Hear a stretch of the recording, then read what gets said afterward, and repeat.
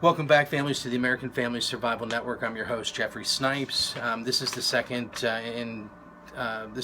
story in a series of creepy clown sightings, and now creepy clown sightings sweep the nation as the threats of violence become even more chilling.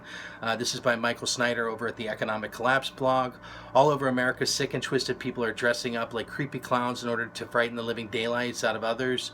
This trend started back in August, and since then, social media has helped it spread like wildfire. So far, there have been creepy clown sightings in 11 different states, and Mississippi and Kentucky have been added to the list since my last article.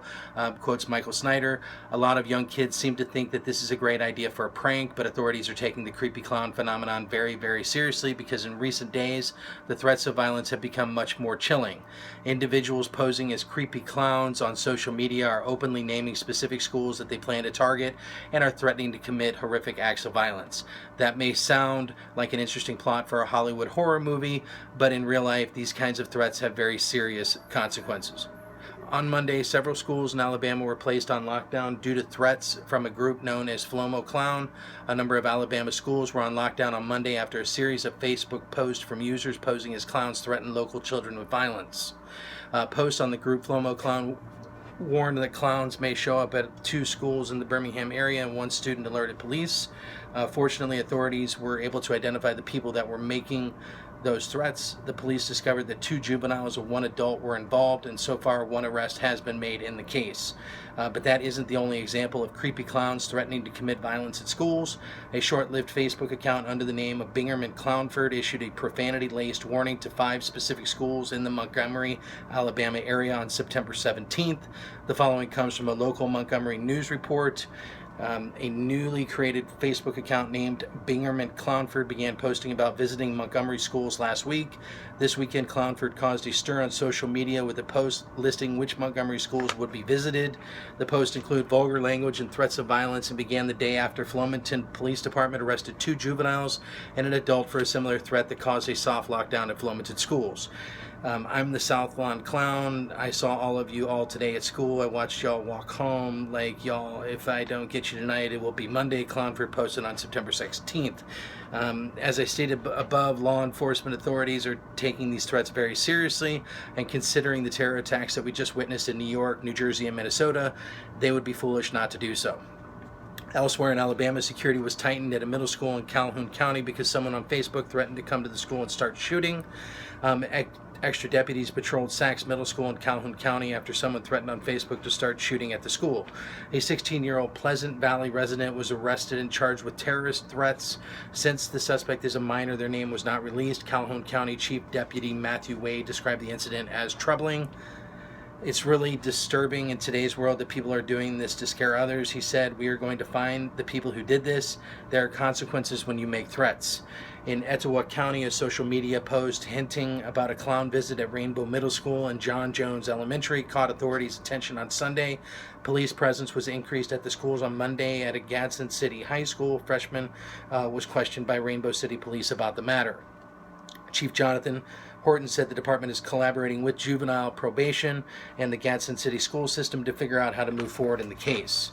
No prank should ever involve threats of violence. Many young people don't realize this, but anonymous threats of violence can actually get you charged under terrorism laws. So you may think that what you're doing is quite funny, but it could end up landing you behind bars for an extended period of time.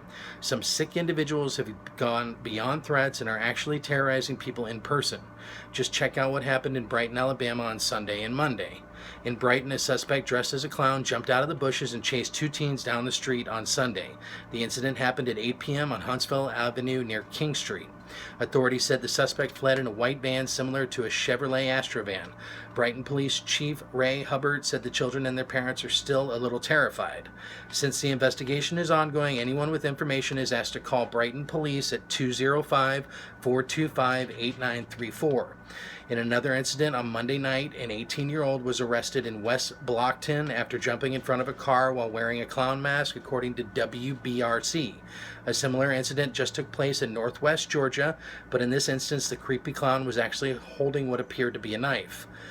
The first incident involved a creepy clown chasing a couple of kids from a store parking lot back to their home, reports show. According to the complainant, a person dressed as a creepy clown and wielding what appeared to be a knife allegedly chased her 17-year-old daughter and 11-year-old niece from the lot of the Mapco convenience store back to their Fernwood Drive apartment, Officer Mitchell Moore said. Was it just a prank, or did that creepy clown actually intend to do harm to those children? Fortunately, we did not find out, and it was probably just someone trying to pull a prank, but if authorities would have caught up with this individual, they would have thrown them in jail. With each passing day, more photos of these creepy clowns are being posted on social media websites. A Facebook user named Jamie Hill just posted a picture of a creepy clown that is getting a lot of attention that was taken on the side of the 192 highway in London, Kentucky. You can view it on Facebook.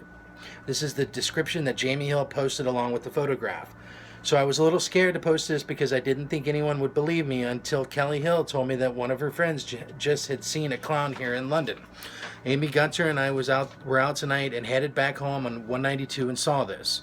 Now, it's not a really good picture because I couldn't stop. There was people behind me. I seriously think this clown has gotten out of hand and something is going to get hurt. Please share this so people around London will know that they are here.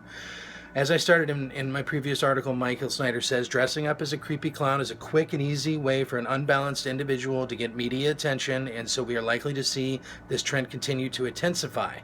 And of course, Halloween is quickly approaching, and creepy clown costumes are always popular this time of year. But this has long since stopped being funny.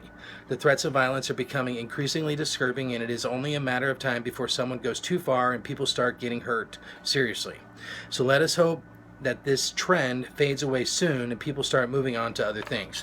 Folks, please go to the AmericanFamilySurvivalStore.com today to protect and safeguard your family. You can buy pepper spray there, tasers, as well as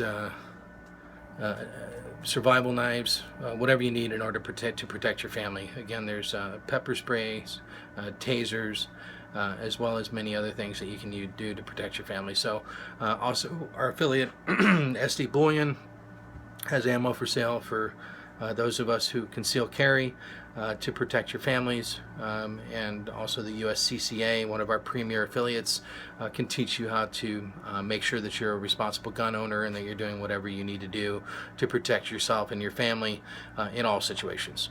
Okay, folks, God bless and fear not.